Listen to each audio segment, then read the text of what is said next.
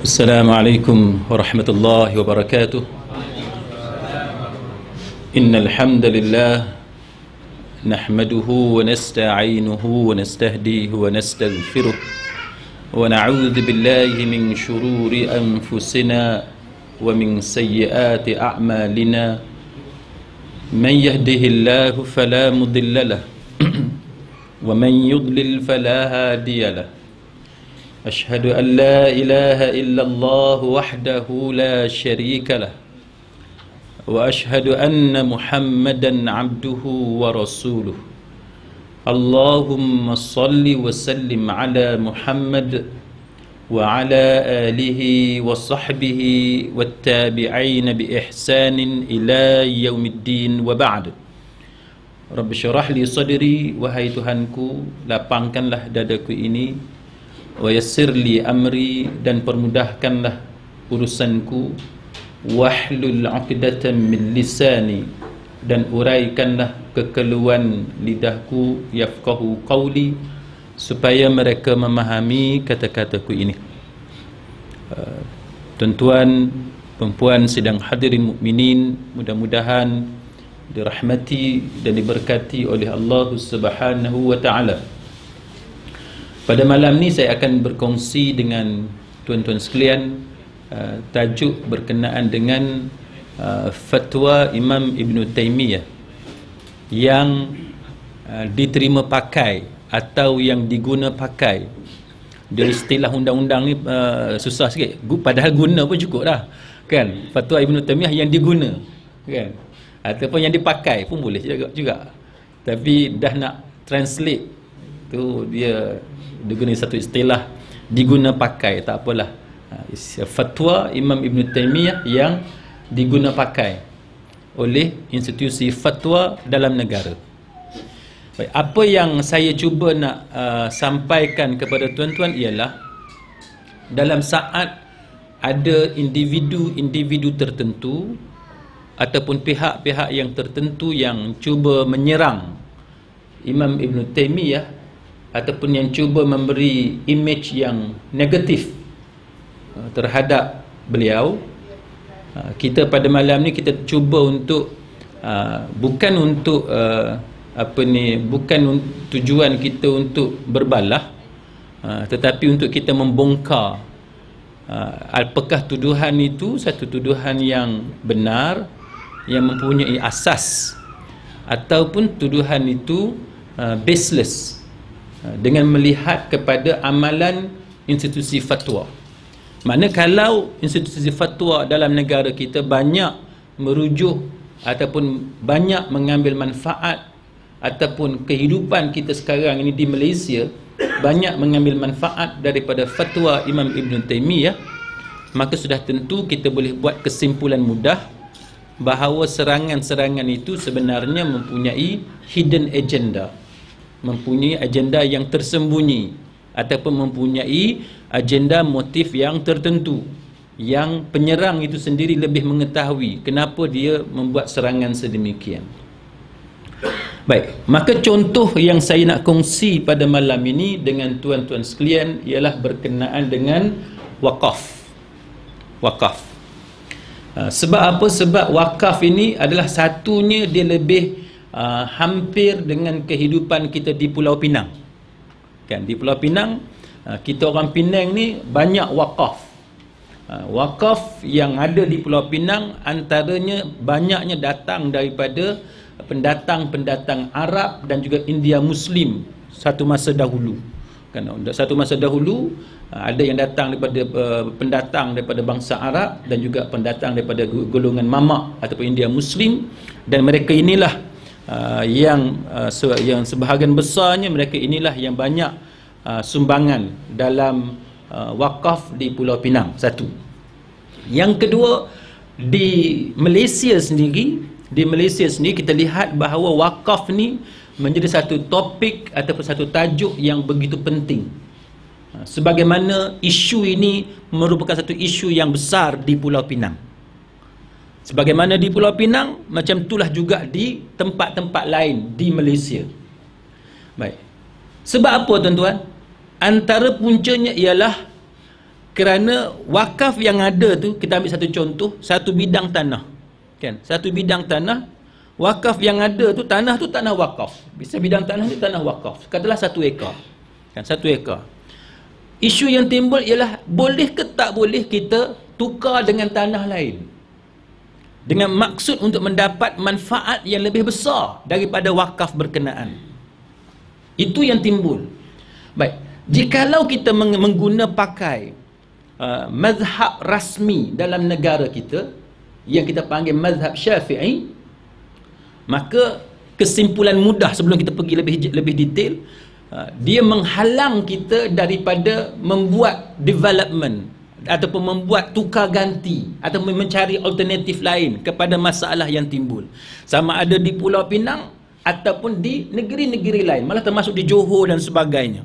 Kita nak tunjuk pada malam ni, tuan-tuan sekalian, betapa pakar-pakar syariah, bukan sahaja pakar dalam bidang keuangan Islam, tapi institusi fatwa negeri sendiri, mana di kalangan tuan-tuan guru, ulama-ulama pada zaman itu, apabila mereka melihat persoalan wakaf ni tak dapat diselesaikan dengan menggunakan mazhab Imam Syafi'i, atau lebih tepat lagi kita sebut dengan menggunakan qaul mu'tamad mazhab Syafi'i. Sebab kita selalu cakap, nak rujuk mazhab Syafi'i kena rujuk Fathul Mu'in contohnya, kan? Kena rujuk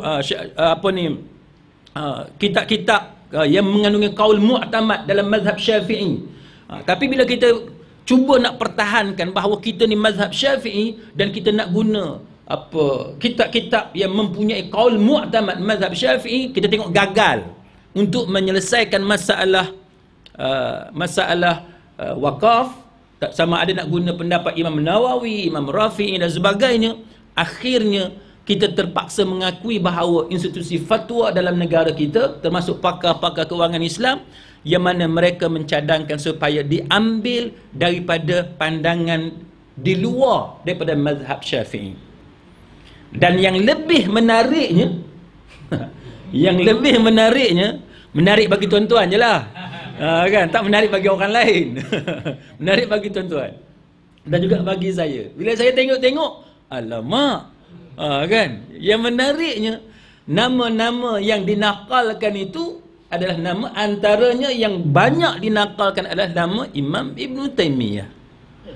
Dan Imam Ibn Taymiyah, sebagaimana yang tuan-tuan tahu, dari segi mazhab fiqahnya, mazhab fiqhnya, dia adalah mazhab Imam Ahmad bin Hanbal, ataupun kita orang Melayu panggil mazhab Hanbali, kan? Jadi tuan-tuan sekalian, itu secara ringkas preamble, introduction kepada kuliah kita pada malam ni, supaya tuan-tuan nampak apa yang kita nak bincang pada malam ni. Tujuan kita bincang ni bukan kita nak bergaduh macam yang saya sebut tadi, tapi tujuannya supaya kita belajar berlapang dada. Kita jangan mudah nak tuduh orang tu begitu, orang ni begini, sedangkan kita selama ini, termasuk pihak kerajaan, termasuk kerajaan negeri, bukan saja kerajaan pusat, kerajaan negeri, dan bukan saja kerajaan negeri, anak syarikat kepada kerajaan negeri, nanti kita akan cerita di Johor dan sebagainya, macam mana semua ni, kerajaan pusatnya, kerajaan negeri, dan anak-anak syarikat subsidiary di bawah kerajaan negeri dan sebagainya, banyak mengambil manfaat daripada fiqh mazhab Hanbali, termasuk banyak merujuk kepada apa yang dinakalkan daripada Imam Ibn Taymiyah. Jadi kita harap supaya mana-mana mufti kalau nak bercakap tu, kan, mana-mana mufti kalau nak bercakap tu, kalau boleh lah, kan, kita bukan nak perli siapa-siapa, tapi kalau boleh, kalau kita ni satu orang ilmuwan, satu orang yang ada ilmu, sebelum kita nak tempelak siapa-siapa, hati-hati. Sebab kita tak mau nanti orang tunjuk kat kita fatwa ni macam mana, fatwa ni macam mana, sebab ada majmuk fatwa Imam Ibn Taymiyah. Kita tak mau yang tu, nanti kita sendiri yang rasa malu dengan apa yang kita ungkapkan. Kita kena hati-hati sebagai seorang yang mengaji, termasuk kita malam ni, bila kita nak sebut apa-apa, kita kena belajar sifat berhati-hati, fikir dulu sebelum kita bercakap. Baik, sekarang kita masuk cerita tentang masalah wakaf, supaya tuan-tuan nampak dia punya senario. Baik, saya dah cerita tadi kepada tuan-tuan, Wakaf ni, katalah satu bidang tanah, kita nak wakaf untuk apa? Kan? Katalah mudah ceritanya, biasa kita orang Melayu yang kita tahu, wakaf masjid lah. Kan? Kita ada satu tanah, satu bidang tanah, kita wakaf untuk masjid. Ataupun untuk buat madrasah. Ataupun ma'had tahfiz, asrama pelajar dan seumpamanya. Baik. Maka timbul persoalan bila berlalunya masa yang panjang dan adanya pembangunan di sekeliling kawasan tersebut dan adanya pertambahan penduduk, berlaku perubahan landscape dan sebagainya, macam-macam lah masalah politiknya, ekonomi dan sebagainya, termasuk sosial dan lain-lain, maka timbullah keperluan tanah wakaf tadi boleh tak kita ganti di tempat lain. Katalah orang yang bagi wakaf tadi, dia bagi wakaf apa? Dia bagi wakaf, dia kata ni aku nak wakaf tanah ni untuk buat masjid. Tiba-tiba tanah yang dia bagi itu 100 meter, 200 meter tak jauh daripada situ, ada dah masjid yang besar. Kan? Yang sudah memenuhi keperluan penduduk setempat. Mana dari segi ekonominya, sesuai ke tidak untuk kita memenuhi wakaf tersebut? Kita buat satu lagi masjid. Tak sesuai. Kan? Itu contoh-contoh mudah, tuan-tuan sekalian. Maka kalau macam tu, kalau dah ada masjid, takkan kita nak biar tanah wakaf tu tanpa dibangunkan? Rugi, kan? Tambah-tambah di Pulau Pinang. Sebab tu tuan-tuan semua lari belah sini. Kan? Malam ni siapa daripada pulau-pulau? Tak ada ke? Ada? Ada? Ni ada seorang. Ni pasal dia nak kahwin, dia semangat. Orang nak kahwin ni, abang lah, pergi mana? Mana pergi? Jadi, semua bakal lari. Daripada belah pulau, semua bakal lari. Ada yang pergi lari belah balik pulau. Belah balik pulau pun lari belah sini. Pergi Kulim, pergi Sungai Petani dan sebagainya. Maka, timbul isu, boleh tak tanah wakaf tu, dah sebelah dengan, dah ada dah satu tempat ni, kita jual je yang ni.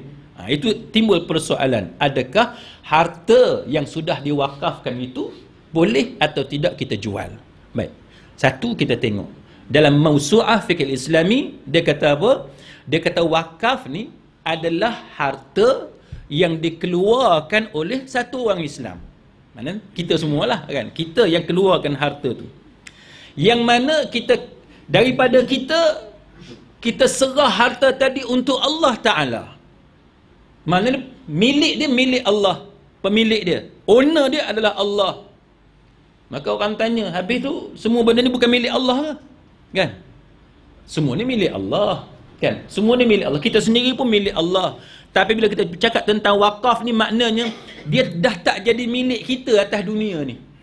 Dia dah tak jadi milik kita. Kita nak deal dengan dia, nak jual beli dah tak boleh dah. Kan? Dia dah jadi milik agama kita, milik Allah Ta'ala. Kita dah bagi untuk agama kita, untuk Allah Ta'ala. Baik.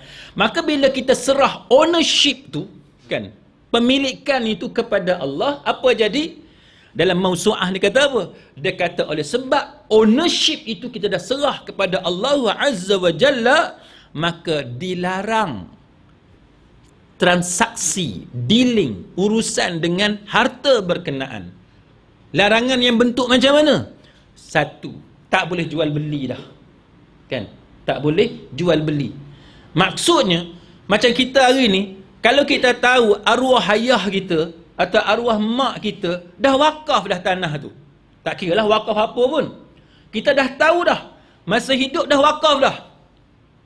Tiba-tiba bila arwah ayah kita meninggal dunia, mak kita meninggal dunia, kita tunjuk taring dah. Kan? Kita tunjuk taring. Berlaku tak tuan-tuan benda ni? Berlaku. Tuan-tuan tanya, siapa yang duduk dekat pondok dia tahu. Tak mahu sebutlah pondok mana. Kan? Nanti ada orang kata, ni pasal dia dengki ni, dia sebut pondok aku pula. Kan? Tak, kita bukan masalah dengki. Siapa yang duduk pondok, bukan semua pondok lah. Pondok tertentu, ni masalah dia. Apa masalah dia? Masalah dia tok guru zaman dulu ataupun keluarga tok guru zaman dulu, dia orang golongan yang mukhlisin, orang yang ikhlas, maka dia nak pahala yang banyak. Maka cara nak dapat pahala yang banyak, bila dah ada pondok, wakafkan tanah. Kan? Wakaf tanah untuk pondok, untuk buat masjid pondok, untuk asrama pelajar, apa semua kan. Untuk pejabat pondok dan sebagainya. Wakaf untuk pondok. Bila tok guru mati, ayah kita tok guru, ayah kita mati, kita mulai tunjuk taring. Nah, kita petikai kan, kita kata mana ada surat? Kita buat lagu tu. Kan? Padahal masa ayah kita hidup, mak kita hidup, dia wakaf, kita tak petikai bab surat ke bab apa. Tapi sebab nafsu kita tu kita nak. Kan? Kita tak peduli dah. Harta tu harta milik Allah Ta'ala ke apa, kita tak peduli. Hukum halal haram, kita kata kita nak. Ni yang duk jadi yang duk jadi sekarang ni. Sebab tu tuan-tuan sekalian, dia tak kira lah engkau siapa. Engkau anak tok guru ke, engkau cucu tok guru ke, tapi manusia ni bila dia dah jahat, dia tak peduli. Jadi kita, tuan-tuan sekalian, kita kena hati-hati benda-benda yang macam ni. Jadi orang yang macam ni, walaupun dia tahu arwah ayah dia dah wakaf, dia nak jual tanah tu. Kan? Sebab duit tu, orang kata duit free. Duit percuma, siapa tak mau? Kan? Kalau jual dapat 1 juta, tuan-tuan tak mau? 1 juta. Tak apa, halal haram kita kira kemudian. Kan? Setengah orang dia lagu tu. Orang macam kita ni, halal haram tu yang penting. Yang kita takut. Kan? Yang kita takut sangat benda halal haram ni. Baik. Maka haram, kita dilarang untuk berjual beli. Tak boleh jual beli dah bila dah wakaf. Hibah, kan? Kita buat deed of gift, kan? Hibah, kita bagi kat orang, tak boleh dah. Sebab dah wakaf dah. Once kita dah wakaf, tak boleh hibah dah. Mana kita dah wakaf, kita nak bagi hadiah kat anak kita, tanah tu boleh tak? Tak boleh. Sebab dah wakaf. Maka sidang hadirin mukminin, itu antara perkara yang ditetapkan dalam agama kita. Maka Syekh Muhammad Ali Farkus, dia kata apa? Dia kata hukum asal wakaf ni, dia kata yang sifat dia yang tetap, yang lazimnya, dia kata yang manfaatnya sudah sesuai dengan wakif, dia kata tak boleh dijual dan dilarang untuk dibeli. Jual tak boleh, kita nak beli tak boleh. Mana kalau tuan-tuan tahu benda tu dah wakaf, tuan-tuan jangan nak pergi minta dengan kawan tu, aku nak beli, jangan. Baik. Dan tak boleh dilakukan sebarang transaksi. Tak boleh dengan segala transaksi yang menyebabkan hilang dia punya status wakaf dia.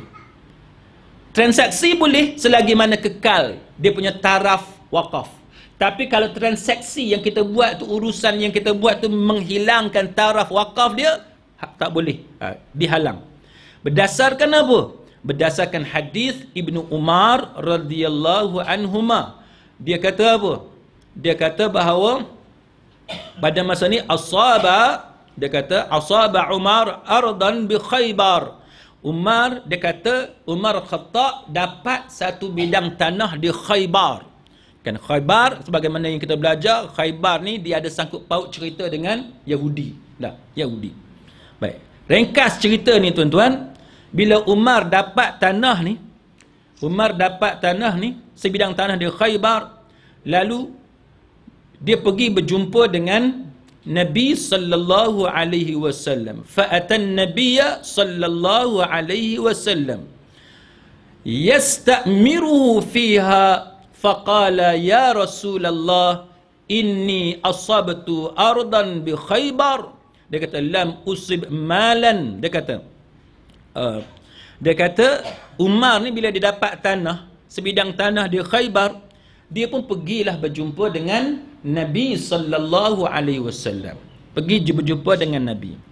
Bila dia pergi jumpa dengan Nabi, pasal apa Umar jumpa dengan Nabi? Sebab Umar nak minta pandangan Nabi. Umar nak tanya hal keadaan itu, dia nak tanya kepada Nabi. Bila dia jumpa dengan Nabi, dia pun tanya dekat Nabi, ya Rasulullah, dia kata wahai Rasulullah, aku ni, dia kata dapat satu keping tanah di Khaybar, yang mana Umar kata aku tak pernah dapat tanah sebaik tanah macam tu. Kan? Macam kita lah, kita nombor satu, kita tak pernah dapat tanah pun, tiba-tiba dapat tanah. Kan? Ataupun kita biasa dapat tanah, tapi dapat tanah biasa-biasa, tiba-tiba orang nak bagi tanah cantik punya tepi Komtar contohnya lah. Kan? Biasa dapat tu dusun mana tak payah dengan tenggelamnya nak masuk ke dalam, dengan jalan akses pun tak ada apa semua, pakai 4-wheel drive boleh terbalik nak masuk ke dalam. Tiba-tiba dapat tanah runtuh, tanah tepi Komtar. Kan? Kira A, kan? Kira A++. Jadi Umar kata dekat Nabi, dia kata dia tak pernah dapat tanah sebaik tanah ni. Macam mana? Kan? Maka Nabi kata dekat Umar, bila engkau mahu, dia kata Nabi kata dekat Umar, bila engkau mahu, engkau tahan tanah tersebut, tengok, engkau tahan tanah tersebut dan engkau sedekahkan, kan, engkau tahan tanah itu dan engkau sedekahkan. Lalu Umar, dia sedekahkan dan dia tak jual dan dia tak wariskan dan dia tak hibah kepada orang lain. Umar Khattab, Umar mensedekahkan tanah itu untuk kegunaan fakir miskin, kaum kerabat, apa semua ni, orang yang berjihad fi sabilillah dan juga tetamu. Dan tak boleh ambil manfaat persendirian, ini memang untuk diinfakkan, untuk dibelanjakan pada jalan Allah Taala. Kalau hadis ni hadis muttafaqun alaih, dalam hadis Bukhari, kalau mengikut hadis Bukhari, dalam Sahih Bukhari, dia kata tasaddaq bi aslihi la yuba'u walakin yunfaqu thamaru fatasaddaqa bih. Maksudnya dia kata bahawa Nabi kata sedekahkan pokoknya jangan dijual tapi boleh diinfakkan hasilnya. Maka Umar Al-Khattab melakukan, mensedekahkan sebagaimana apa yang disebut oleh Nabi sallallahu alaihi wasallam. Tuan-tuan nampak tak? Kalau kita tengok, kita nak banding kita dengan Umar, saya rasa saya pun tak sampai tahap tu. Tuan-tuan pun saya rasa sama dengan saya. Tak sampai tahap tu. Tuan-tuan boleh bayang dapat tanah sebelah Komtar, tuan-tuan nak infak tanah tu, kan?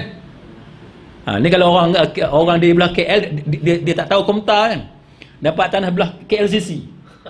Contohnya tak? Golden Triangle, bukan Golden Triangle satu lagi, jangan salah faham kan. Jangan salah faham. Golden Triangle ni pun dia ada dua makna. Golden Triangle dari sudut ni, ada belah KL lah, Lembah Kelang apa semua tu kan, tempat ni. Jadi tuan-tuan sekalian, dapat tempat yang Golden Triangle, kata tepi KLCC ke. Kalau kita zaman sekarang, agak-agak ada dah orang nak wakaf tanah lagu tu.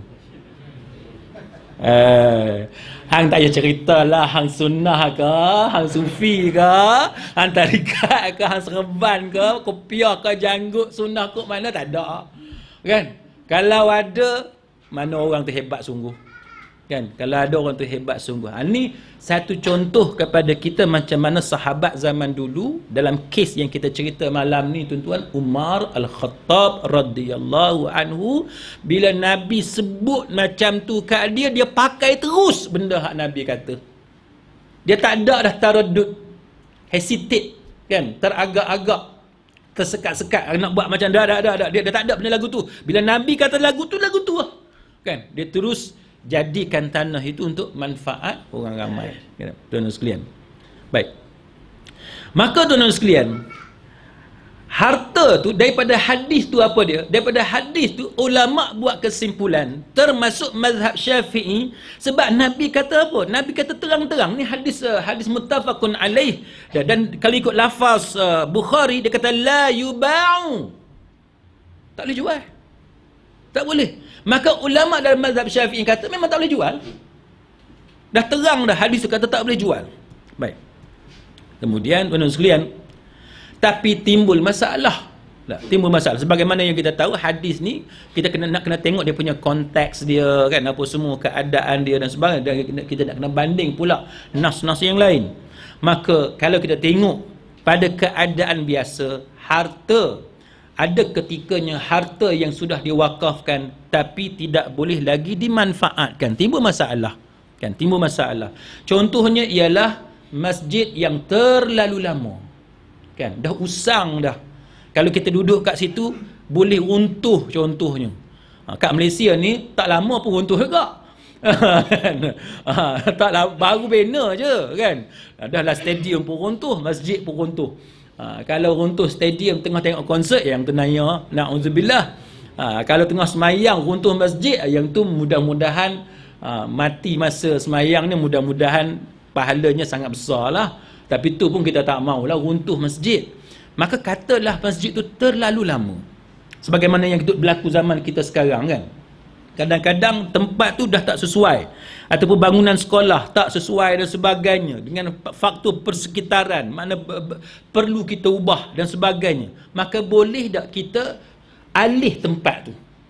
Tanah tu orang wakaf, boleh tak kita ambil tempat tu, bubuh tempat lain dengan sebab dah tak sesuai? Katalah wakaf tu wakaf sekolah, tapi dengan sebab pembangunan di sekeliling tu menyebabkan kita tengok pun tempat tu tak sesuai dah untuk buat sekolah, kan? Dah tak sesuai, tidak kondusif untuk budak-budak mengaji kat situ, hafal Quran ke apa, tapi sekeliling tak sesuai. Boleh tak kita ubah? Maka itu timbul persoalan. Maka disebut dalam Mawsu'ah Fiqh Islami, contohnya ialah dia sebut bahawa kalau harta wakaf tu rosak ataupun dari segi manfaatnya dia telah pun terhenti, maka boleh dijual, kan? Boleh dijual, kemudian digantikan dengan yang sama waktu dengannya, yang semisal, yang sama dengan dia. Ataupun dia kata contohnya bangunan tu runtuh, hancur, ataupun tanah tu dah rosak, ataupun masjid itu dah ditinggalkan oleh penduduk. Ada tak masjid ditinggalkan oleh penduduk? Kan? Kalau negeri-negeri yang orang Islam ramai, macam Kelantan, Terengganu, Kedah, payahlah nak jumpa masjid yang ditinggalkan oleh penduduk. Tapi kalau negeri macam Pulau Pinang kita ni, tuan-tuan tahulah, kan? Di belah pulau tu, tak payah belah pulau, belah sini, belah Sungai Lokan ke apa, kan? Saya pergi satu hari, saya tak ingat masjid Sungai Lokan ke masjid apa. Saya pergi satu hari, keliling jemaah, keliling masjid tu semua rumah-rumah orang bukan Islam. Siapa main semayang? Kan? Siapa main semayang? Pasal apa? Sebab masjid tu, kalau tuan pergi masjid, saya tak ingat masjid apa, Sungai Lokan kot. Masjid tu memang masjid lama, kan? Memang masjid lama, bukan masjid baru. Rupa-rupanya orang-orang Islam yang duduk di sekeliling tu dah jual habis dah tanah sekeliling. Tak sampai tak ada dah. Jemaah semua yang ada malam tu yang saya pergi ceramah, tuan-tuan, semua hak mai jauh-jauh. Kan? Tuan-tuan pergi belah pulau, lagilah tuan-tuan tengok, kan? Dengan sempitnya kiri kanan orang bukan Islam. Mananya? Tok Imam pun duduk jauh, Tok Bilal pun duduk jauh, makmum lagilah, makmum hak dekat memang tak pergi dah. Kan? Makmum hak dekat rumah taman pun tak pergi. Hak sebelah dengan rumah dia, tuan-tuan nak harap hak yang duduk jauh daripada masjid nak pergi masjid tu. Itu contoh yang berlaku. Maknanya masjid yang ditinggalkan oleh penduduk, ataupun masjid yang terlalu sempit sampai kita nak peluas pun dah tak boleh. Nak peluas pun tak boleh. Ataupun yang mempunyai faktor-faktor yang mana dari segi manfaat wakaf tu dah kurang dah. Kalau tak hilang lang terus pun 100% tak hilang, dah kurang dah manfaat wakaf. Maka di sinilah para ulama berbeza pendapat tentang status yang berkenaan. Baik. Antaranya tuan-tuan sekalian, antaranya ialah disebut dalam Mawsu'ah Fiqh Islami, dia kata bahawa kalau dia punya taraf wakaf tu terhenti seluruhnya, kita nak ambil kita nak menggunakan manfaat pun dah tak boleh dah, dan sebagainya, dah tak boleh nak urus, dah tak sesuai dah. Dia kata, maka dia kata boleh kita jual tanah wakaf tadi ataupun bangunan tadi, dan kita ganti kerana hajat yang mendesak. Dan hasil jualan itu kita guna untuk beli tempat baru, untuk ganti tempat itu. Dan ini mazhab mana? Dan ini adalah mazhab Imam Ahmad bin Hanbal dan salah satu pendapat daripada Imam Malik, dan dikuatkan, disokong kuat oleh Imam Ibn Taymiyah dan Imam Ibn Qayyim Al-Jawziyah. Tengok. Sebab tu nak sebut dua nama ni, Ibn Taymiyah dan Ibn Qayyim, kena tengok tempat. Kan? Kalau dengan tuan-tuan saya boleh sebut dengan confident. Saya boleh sebut dengan confident. Kalau masjid lain saya kena kan? Kalau masjid lain saya sebut gini, ada ulama yang berpendapat, tak sebut siapa dia. Dia senang lagu tu. Kalau tuan-tuan dengar ada ulama atau mana tu yang mesti kan, kalau sebut nanti dia jadi terlalu sensitif. Baik, kita bagi contoh tuan-tuan. Kita bagi contoh supaya tuan-tuan nampak benda tu. Maka saya nak sebut contoh malam ni tuan-tuan ialah apa yang berlaku di Kelantan. Baik, apa yang berlaku di Kelantan. Sebab apa tuan-tuan? Sebab di Kelantan ni tuan-tuan, ada satu hamba Allah. Hamba Allah ni kita kira raja lah kot. Hamba Allah yang mana nama dia almarhum Tengku Kaya Pahlawan. Almarhum Tengku Kaya Pahlawan. Siapa yang belajar bab wakaf, dia kaji bab wakaf di Malaysia, maka antara kes wakaf yang terkenal dalam tajuk ni ialah almarhum Tengku Kaya Pahlawan. Pasal apa tuan-tuan? Sebab tanah dia ada di Kelantan tu, tanah yang dia ada di Kelantan 98 ekar. Hak wakaf. Bukan tanah dia wakaf. Nampak tak? Mana tanah dia ada lagi banyak lah. Kita ada berapa ekar? Kita hak bayar bulan-bulan pun sangkut. Kan? Hak bayar bulan-bulan pun sangkut. Kita nak cakap bab ni, malu tuan-tuan. Malulah. Orang zaman dulu dia kaya tuan-tuan. Dahlah dia kaya, hati dia pun kaya. Kan dia kaya, hati dia kaya dengan Allah Ta'ala. Kita nak tiru perangai-perangai macam ni, kita nak tiru sifat yang bagus ni. 98 ekar. Nak tepat lagi 98 ekar 222 depa. Tu cara kira. Besar mana saya tak tahu, tuan-tuan kira sendiri. Kan? Mana lebih kurang dekat 100 ekar. Kan? 98 ekar. Tanah wakaf. Baik, timbul masalah dengan tanah wakaf dia.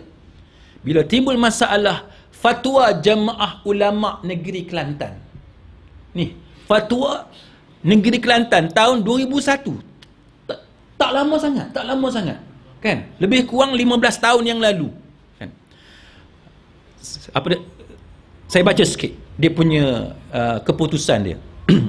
Mesyuarat Jemaah Ulama Majlis Agama Islam dan Adat Istiadat Melayu Kelantan yang bersidang pada 23 September tahun 2001 telah membincangkan hukum istibdal, ganti jadilah, hukum istibdal tanah wakaf Tengku Kaya Pahlawan. Mesyuarat telah membuat keputusan bersetuju mengeluarkan fatwa sebagaimana berikut. Tengok 2001 ni. Hak 2001 dulu. Dia kata bahawa tanah-tanah wakaf almarhum Tengku Kaya Pahlawan ni, dia kata, yang tertulis dalam surat cara wakafnya tak boleh dijual. Fatwa kata tak boleh jual, tak boleh tukar ganti. Jual tak boleh, tukar ganti tak boleh dengan tanah lain, kerana dalam surat tersebut telah dengan dijelaskan maksud wakaf beliau dengan lafaz yang jelas. 80% daripada manfaat itu bagi kat keluarga dia, lagi 20%, 20% baru untuk orang ramai. Wakaf dia ni. Baik. Mesyuarat bersetuju supaya Majlis Agama Islam Kelantan mengambil langkah-langkah lain yang tidak bercanggah dengan syarak dalam usaha memajukan tanah wakaf Tengku Kaya Pahlawan dan tanah-tanah wakaf lain yang seumpamanya. Makna pada 2001 Jawatan Kuasa Fatwa Negeri Kelantan tak setuju. Bila tak setuju, sangkut lah. Mana kita nak develop, kita nak buat improvement dalam, bukan saja tanah wakaf dia, tanah wakaf yang lain pun tak boleh buat apa. Kan? Sebab fatwa kata macam tu. Kemudian tuan-tuan sekalian, kita baca fatwa seterusnya. Bila buat persidangan yang diadakan, maka telah buat keputusan apa selepas tu? Untuk mengharuskan pula, lepas tu, mengharuskan jual beli dan tukar ganti harta wakaf, sama ada wakaf am atau wakaf khas. Tak kira wakaf am ke, wakaf khas ke, tak kira. Dengan sebab keadaan yang mendesak, darurat, dan keadaan darurat, atau untuk maslahah ammah, untuk maslahatan orang ramai, kan? Untuk memelihara, pasal apa? Nak pelihara maksud dan tujuan wakaf. Kalau orang tu buat wakaf dengan sebab keadaan sekarang, kita tak boleh nak develop wakaf dia, dia pun rasa frust, betul tak? Katalah dia hidup sekarang, dia tengok wakaf dia jadi macam tu, dia pun frust. Maka kita yang masih hidup ni, yang ada kuasa, kita kena buat sesuatu supaya wakaf dia dapat dibangunkan. Macam sekarang, di Penang sekarang kan, cerita hak Penang jadi sensitif lah. Tapi nak cerita secara umum kan, sebab saya tak mau sentuh secara spesifik. Cuba tuan-tuan bayang, katalah tuan-tuan wakaf tanah untuk tujuan tertentu, untuk apa ni, sekolah ke, untuk masjid ke dan sebagainya. Tiba-tiba sekarang ni apa? Orang bukan Islam duduk atas tanah tu. Kan? Duk meniaga.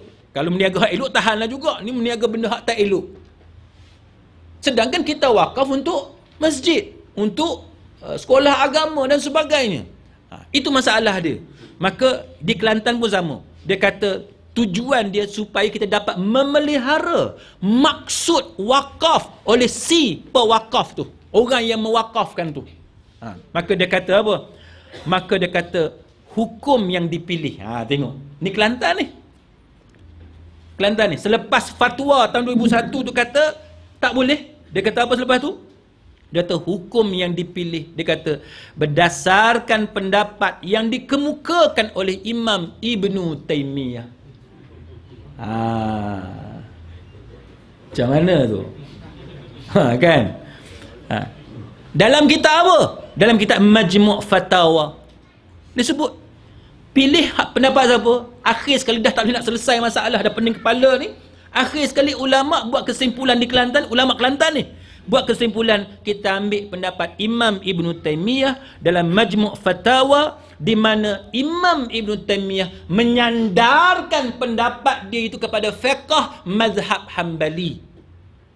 Kita duk tibai orang ni Wahabi apa semua gini gitu gini, keganasan pengganasan semua. Tak malu ke tuan-tuan? Akhirnya, bukan akhirnya, dulu lagi.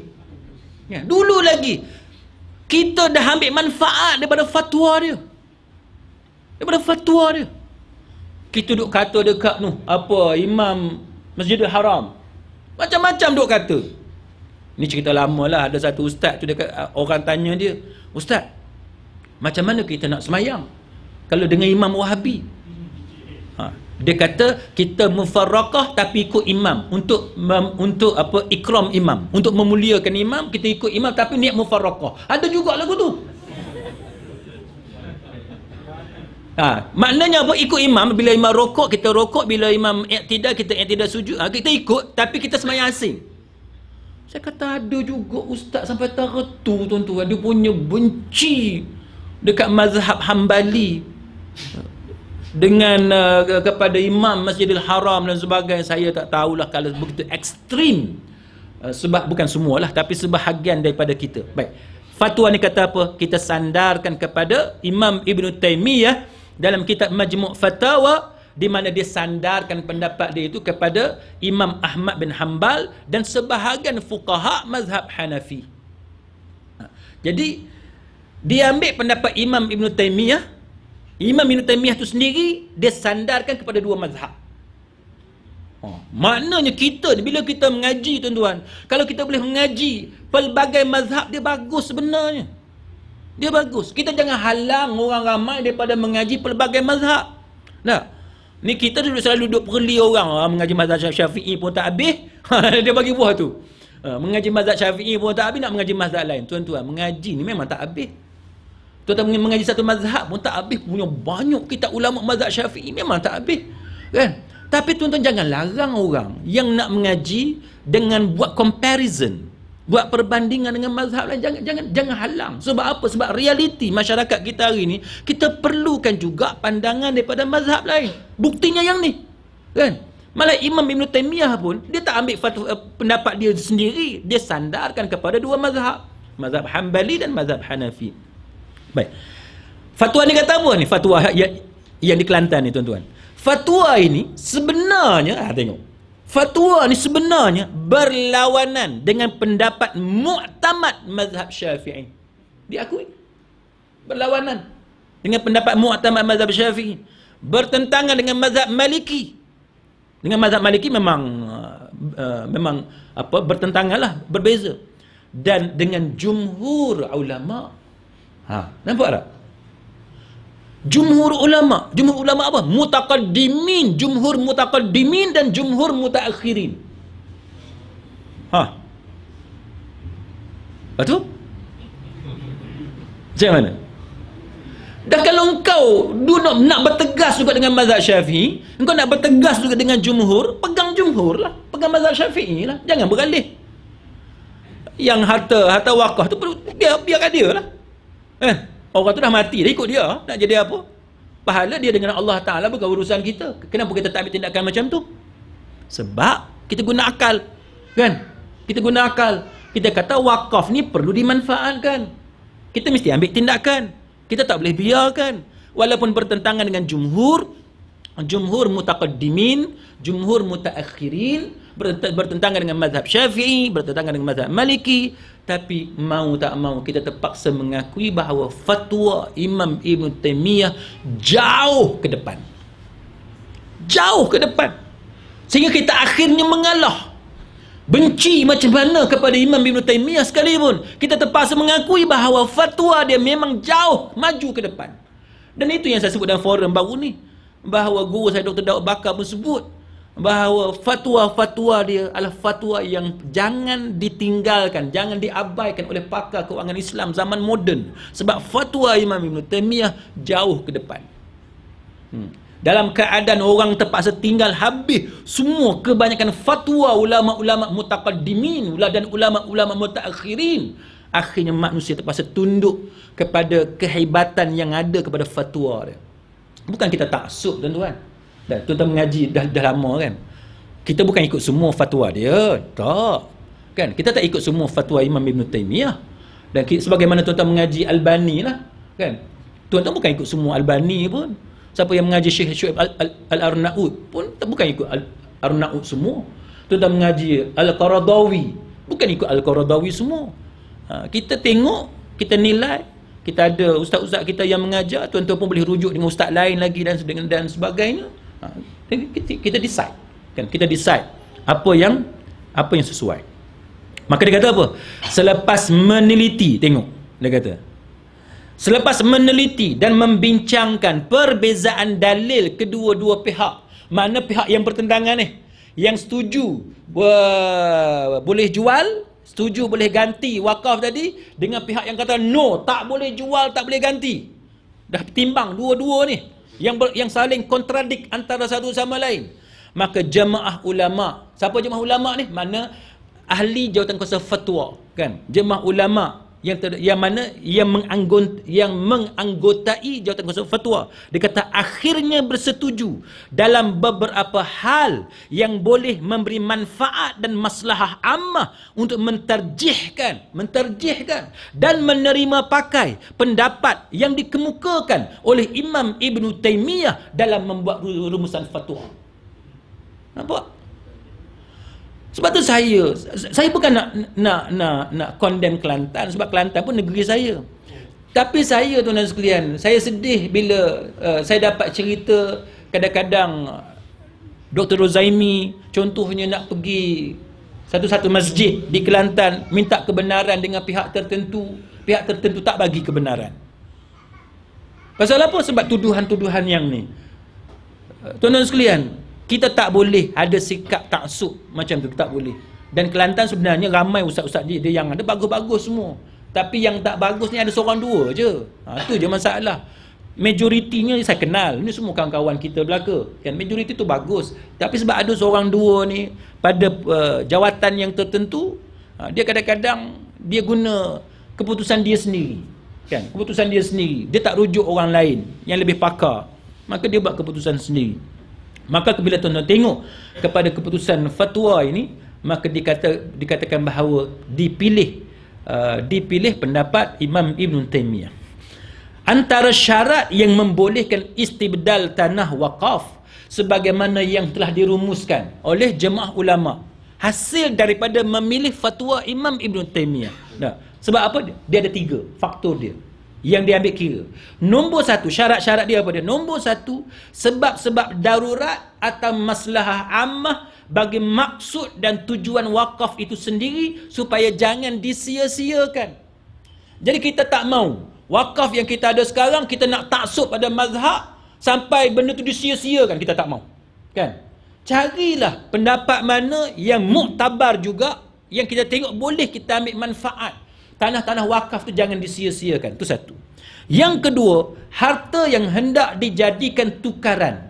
Harta yang hendak dijadikan tukaran. Mana kita nak tukar tu, istibdal, hendaklah lebih baik daripada harta wakaf itu sendiri. Baik dari segi nilai harta, fungsi dan lain-lain yang berkaitan dengannya. Tanah wakaf yang ada tu teruk dah kan. Nak buat tak boleh, kita ganti. Nah, kita ganti dengan keadaan nilai apa semua hak lebih baik dengan hak ada sekarang. Kita boleh develop dia, boleh bangunkan dia, boleh buat bangunan ke apa ke, boleh dapat hasil yang banyak. Mana lebih baik? Syarat dia lebih baik. Tak boleh tukar dengan hak lebih teruk. Tu syarat istibdal. Syarat istibdal mestilah lebih baik dari segi nilai dia, fungsi dia dan semualah yang berkaitan dengan harta wakaf. Nombor 3, harta wakaf yang hendak diistibdalkan itu sudah hilang langsung potensi dia dan tak boleh dimajukan lagi. Sangkut terus. Sangkut dah, memang tak lebih dah. Itu syarat dia 3. Maka kesimpulan yang boleh dibuat daripada fatwa itu ialah jemaah ulama melalui perbincangan mereka telah mengambil pendekatan ijtihad tarjih dalam mengharuskan istibdal dan memajukan tanah-tanah wakaf dengan mentarjihkan pendapat Imam Ibn Taymiyah yang juga merupakan pendapat Imam Ahmad dan ulama mazhab Hanafi, mengatasi pendapat yang muktamad dalam mazhab Syafi'i. Jadi kalau orang kata engkau tak mengaji apa mazhab Syafi'i apa semua, tak, bukan masalah tak mengaji mazhab Syafi'i, masalahnya ialah kita tak boleh nak apply. Aplikasi tu tak boleh. Kan? Sebab sangkut tadi. Sebab mazhab Syafi'i dia syadid dalam masalah tanah wakaf, dia tak bagi peluang untuk kita jual. Maka mengatasi pendapat yang muktamad dalam mazhab Syafi'i, dan pentarjihan ini dia kata dibuat berdasarkan kepada maslahah. Sebab kita tengok kepada maslahah untuk memajukan tanah wakaf berkenaan sekaligus dapat meningkatkan hasilnya untuk digunakan bagi kepentingan umum. Satu lagi contoh, ni dekat pukul 9 kan. Baik. Kita ambil satu lagi contoh, tuan-tuan sekalian. Satu lagi contoh. Kita nak ambil negeri mana pula? Johor, faham? Tuan-tuan ni nakal ke? Johor pula. Johor. Kita ambil Johor lah. Johor pun okey juga. Johor, tuan-tuan. Sebab apa Johor? Johor ni ialah sebagaimana tuan-tuan sedia maklum. Tuan-tuan sekalian, Johor ni dia ada satu, kita kata projek lah. Kan? Dia ada satu projek. Projek apa? Johor Corporation, JCOP. Kan? Johor Corporation. Dia benda ni tuan-tuan, dia melibatkan wakaf juga. Dia melibatkan wakaf. Baik. Bila dia melibatkan wakaf, maka wakaf sekarang ni kita panggil wakaf contemporary. Macam kita mengaji malam ni lah, fake contemporary, masalah sekarang, masalah semasa. Kan? Macam mana kita nak tengok perbahasan berdasarkan ulama sekarang dan kita compare dengan ulama dulu. Macam tu dengan wakaf. Wakaf ni tuan-tuan, dia bukan walaupun dia asalnya wakaf ni cerita klasik, cerita dulu, fake klasik, fiqh zaman dulu, tapi bila zaman sekarang kita ada masalah. Terutamanya Johor. Johor bila dia nak bangunkan tu, dia dengan Singapuranya, bersebadan dengan Singapura, dengan status Johor tu sendiri, dia mesti bangunkan. Maka bila nak bangunkan Johor dan kita masih nak pakai mazhab Syafi'i, dia sangkut. Kalau kita bertegas nak pakai qaul mu'tamad mazhab Syafi'i dalam masalah wakaf di negeri Johor, sangkut. Tak boleh pergi. Tak boleh pergi. Pasal apa? Sebab dia melibatkan yang kita panggil wakaf contemporary. Wakaf terkini, yang semasa, yang moden. Apa dia? Antaranya wakaf tunai, cash wakaf. Macam mana wakaf tunai tu? Yang kita tahu wakaf harta immovable property, kan? Harta yang tak boleh alih. Tanah, kan? Bangunan, benda-benda yang macam tu. Ni macam mana? Cash ni, duit cash boleh dah kita wakaf. Kita ada RM10 nak wakaf RM10, kan? Kita ada RM100 nak wakaf RM100. Macam mana? Kan? Itu yang kita panggil wakaf contemporary. Ada sahabat saya buat PhD dalam bidang wakaf. Dia kaji apa ni, wakaf tunai, cash wakaf. Saya bila wakaf tunai, wakaf apa lagi? Wakaf sukuk. Tahu wakaf sukuk? Bond. Wakaf bond. Kok mana pula wakaf bond ni? Kan? Orang dulu wakaf apa ni, tanah. Wakaf telaga. Kan? Korek telaga, ni wakaf telaga. Ni wakaf bond pula, sukuk. Pening. Kan? Macam mana? Kita boleh tak pakai mazhab yang tertentu? Kita nak bertegah yang tu juga. Lepas tu apa dia? Saham wakaf. Saham wakaf, wakaf saham dan sebagainya. Ni semua tuan-tuan sekalian, kalau tuan-tuan nak bertegas dengan kaul mu'tamad mazhab Syafi'i, kita tak boleh bangunkan negeri Johor. Tak boleh bangunkan negeri Johor. Sebab tu kita kata bahawa sekarang ni, mau tak mau Johor, dia nak bangunkan Johor, dia nak ada J-Corp, Johor Corporation dan sebagainya, dia terpaksa ambil fatwa Imam Ibn Taymiyah. Dia terpaksa ambil fatwa Imam mazhab Hanafi. Sebagaimana pada zaman Ottoman Empire, kan? Wakaf tunai ni daripada zaman mufti di Balkan lagi, zaman di Ottoman Empire. Dan kita tengok selain pada mazhab Hanafi, mazhab Hambali. Jadi kita tak boleh nak marah dekat penceramah kalau penceramah tu menakalkan, bawa pendapat-pendapat mazhab lain. Jangan marah. Sebab kita sendiri, kita nak bangunkan negeri kita, kita pergi ambil mazhab lain. Bila penceramah datang negeri kita, bawa pendapat mazhab lain, kita marah.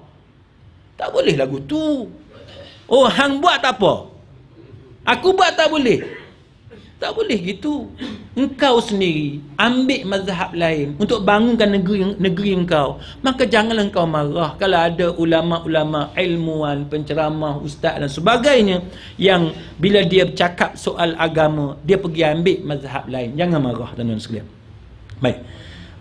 Johor ni tuan-tuan, dia punya bangga. Johor ni nak ceritanya tuan-tuan, dia punya bangga dengan Johor Corporation Berhad ni, J-Corp ni. Dia punya bangga, dia claim apa? Dia claim wakaf korporat ni, kena sebut betul-betul, korporat, bukan keparat. Korporat. Saya pun orang Kelantan nak sebut pun payah tuan-tuan. Lidah orang Kelantan ni payah.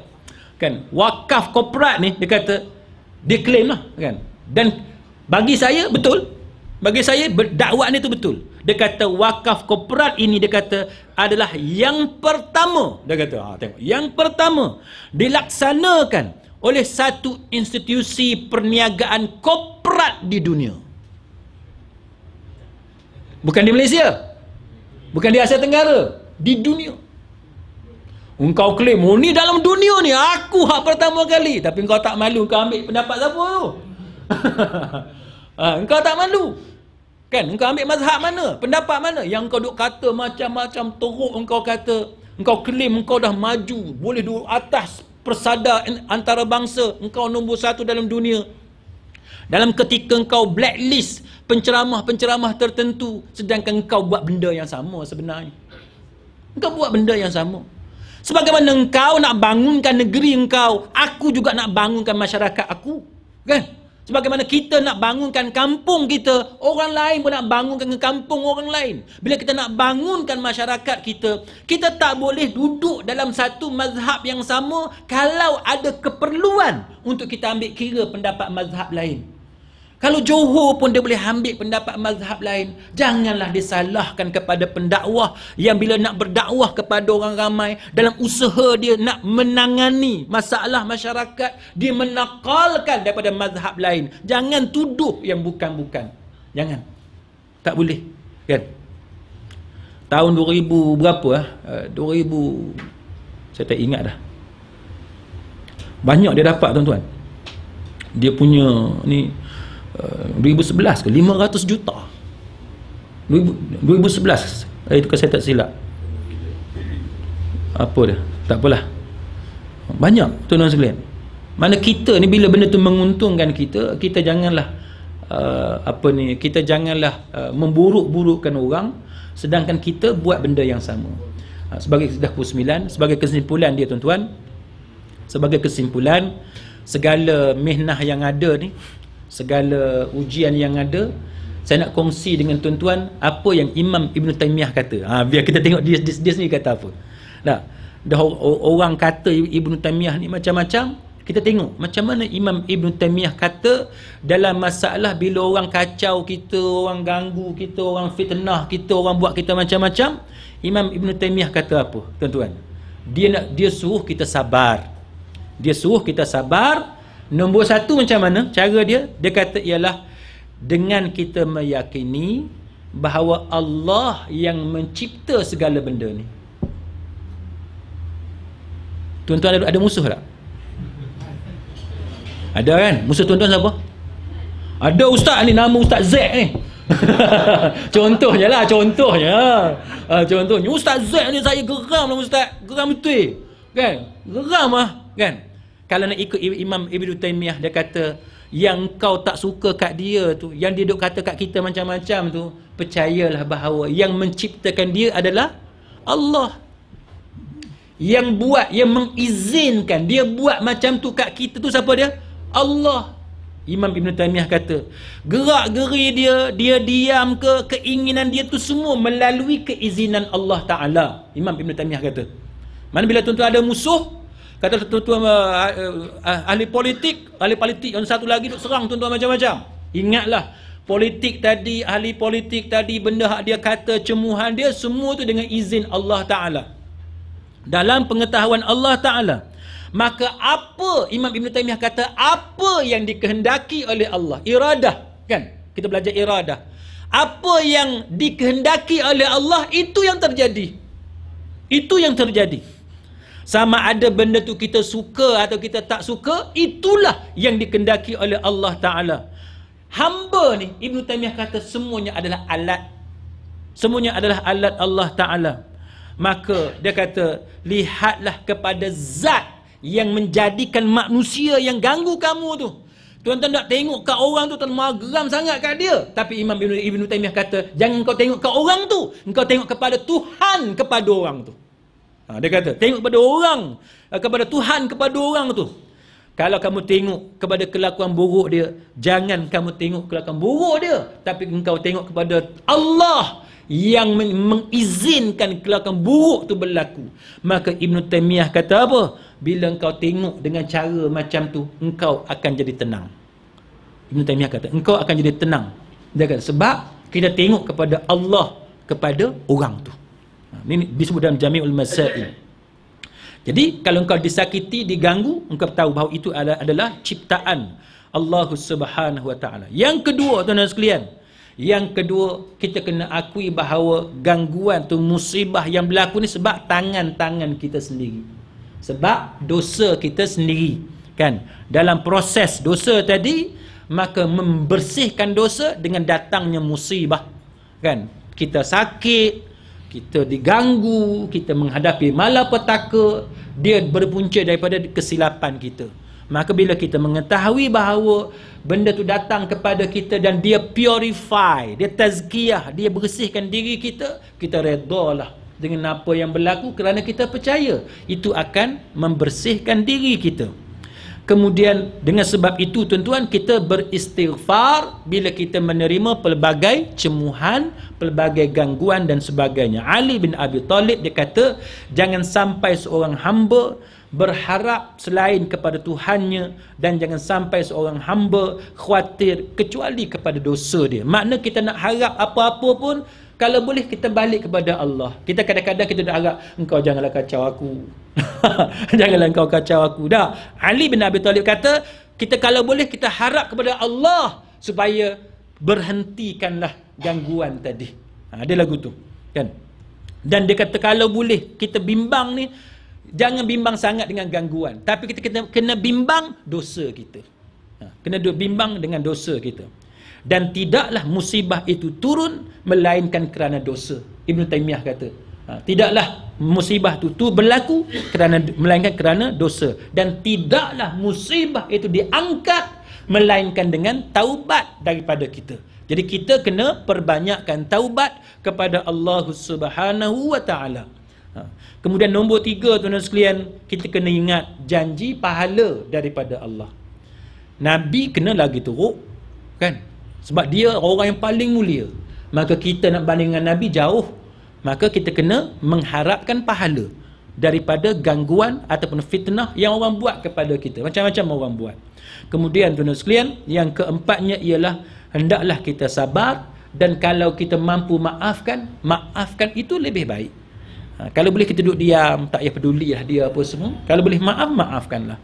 Kalau kita rasa nak kena jawab beberapa perkara untuk mengelak daripada kekeliruan, kita jawab hak mana patut. Tapi kalau boleh jangan duk layan sangat benda-benda dengki, kebencian, balas dendam dan sebagainya. Jangan duk layan sangat. Boleh jawab sedikit, tapi yang penting kita maafkanlah. Yang kelima, kita kena bantu diri kita sabar menghadapi gangguan. Sebab apa dia kata? Tidaklah seseorang itu memilih sikap balas dendam untuk diri dia, melainkan Allah Ta'ala tinggalkan kehinaan pada dia. Kalau kita ada niat nak balas dendam, Ibn Taymiyah kata itu adalah kerana Allah Ta'ala memberikan kehinaan kepada kita. Maka janganlah kita ada sifat ingin membalas dendam. Kemudian yang keenam, hendaklah kita yakin bahawa balasan itu sesuai dengan amalan. Kalau amalan kita bagus, maka Allah Ta'ala akan balas kita dengan balasan yang jauh lebih baik daripada itu.